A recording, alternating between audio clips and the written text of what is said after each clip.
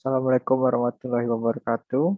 Perkenalkan, nama saya Muhammad Akmal dengan NPM 2114 151074. Di sini saya akan mempresentasikan tentang Pancasila dan kerukunan beragama di Indonesia khususnya.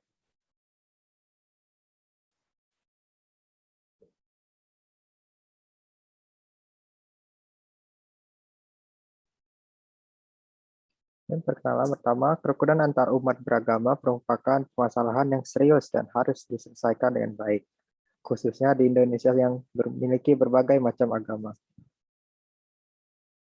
Isi dari presentasi kali ini antara lain yang pertama Islam garis keras di Indonesia pada masa sekarang, kemudian ada sejarah Pancasila, yang ketiga ada pro kontra Pancasila, dan yang keempat adalah simpulan. Dan seperti biasa di awal presentasi saya ada kata-kata mutiara yang sekarang dari Gus Dur, yaitu agama melarang adanya perpecahan, bukan perbedaan. Yang pertama, Islam garis keras di Indonesia. Mengapa ini dipresentasikan dalam Pancasila yang hubungannya dengan kerukunan agama? Dikarenakan pada zaman ini banyak golongan Islam garis keras menginginkan dasar negara Indonesia yang diganti berdasarkan menjadi Islam. Yang dimaksud Islam garis keras adalah kelompok yang berkarakteristik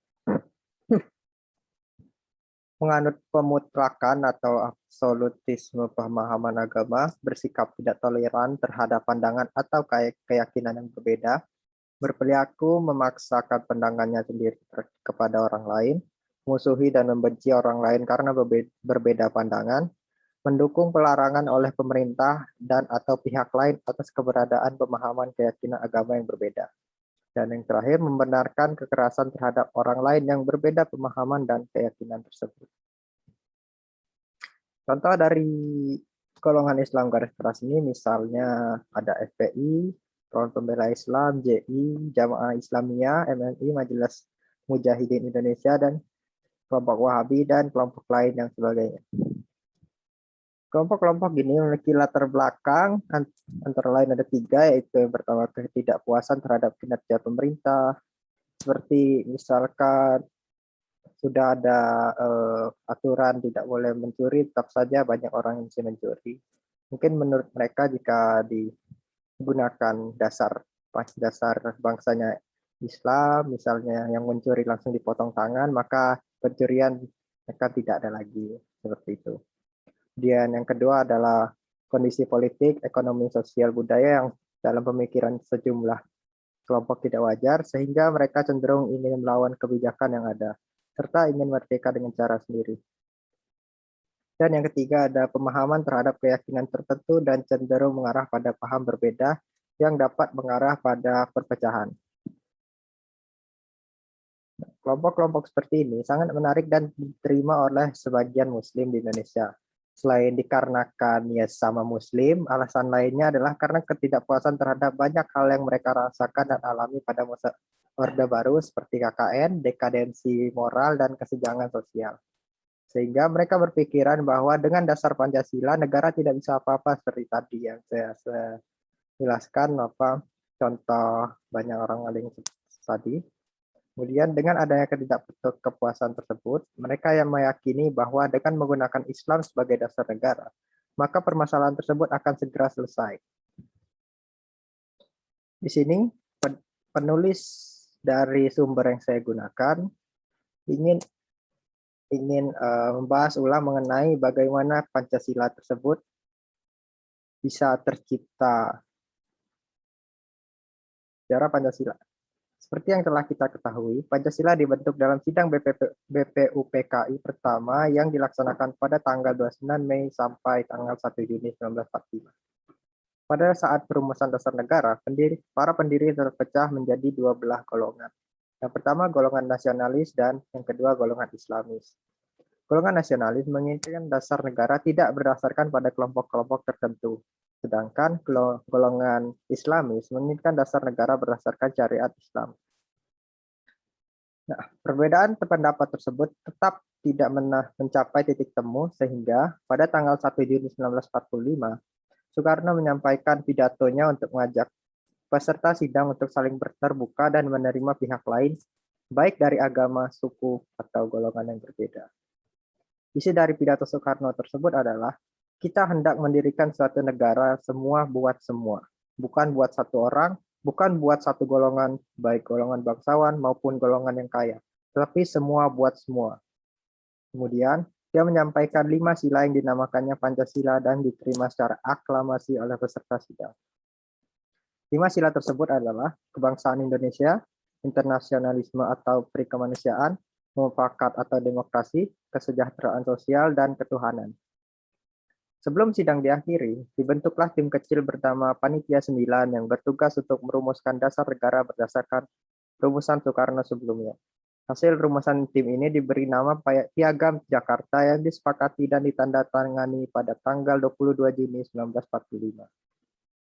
Piagam Jakarta ini menjadi produk kesepakatan atau perjanjian bersama (Gentleman Agreement) antara pihak yang mengatasnamakan wakil masyarakat Muslim dengan pihak nasionalis yang sebelumnya berseterutu dalam persoalan dasar negara.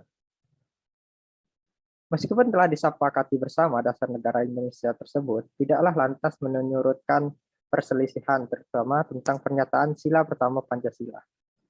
Petang harinya, pada hari proklamasi kemerdekaan 17 Agustus, seorang ofisir Kaigun menghadap Hatta dan mengatakan bahwa kelompok Kristen di wilayah kekuasaan Kaigun berkeberatan terhadap sila pertama Pancasila.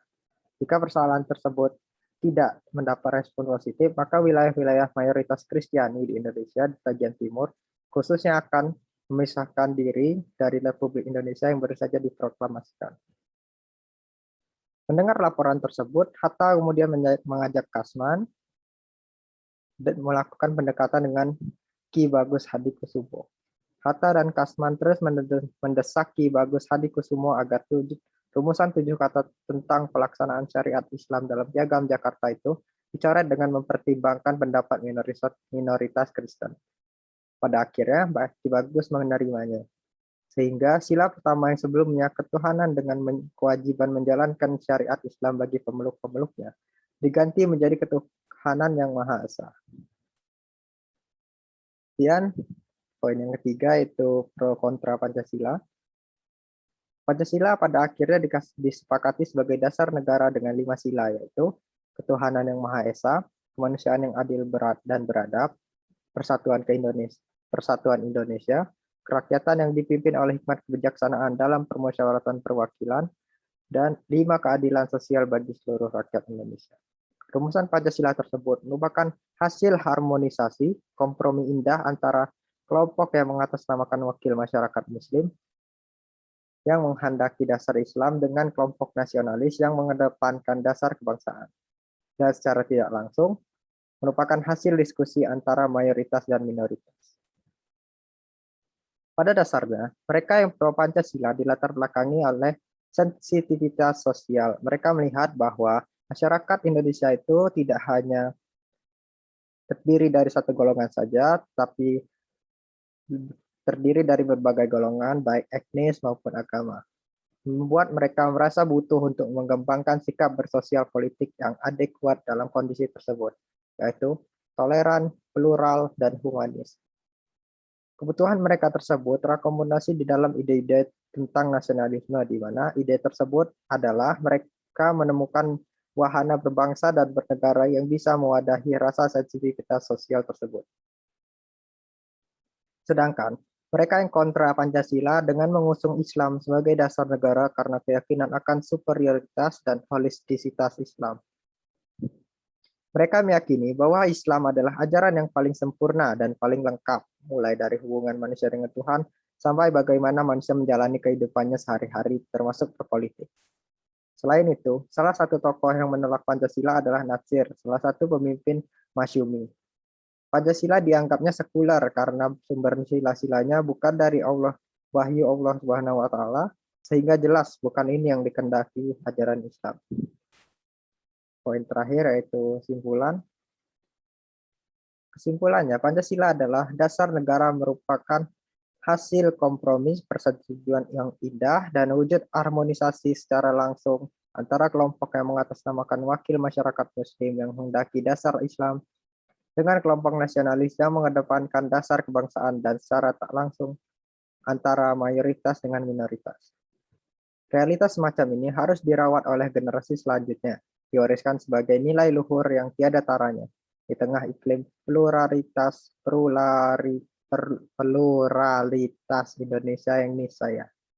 Mayoritas harus menghargai dan turut menjaga hak-hak minoritas. Disinilah dibutuhkan sikap understanding order berbasis simpati dan empati. Tidak justru melanggengkan sikap hegemoni dan dominasi masyarakat atas mayoritas atas minoritas. Berikut sumber jurnal yang saya gunakan. Ulia 2016, Pancasila Simbol Harmonisasi Antar Umat Beragama di Indonesia. Jurnalnya Fikrah Jurnal Ilmu Akidah dan Studi Keagamaan di Kudus. Sekian dari saya, terima kasih. Kurang lebihnya mohon maaf. Sebelumnya presentasi ini saya menggunakannya mengambil dari Slido yang sebelumnya juga tentang paradigma Pancasila juga sama dari Slido. Kurang lebihnya mohon maaf. Saya akhiri. Wassalamualaikum warahmatullahi wabarakatuh.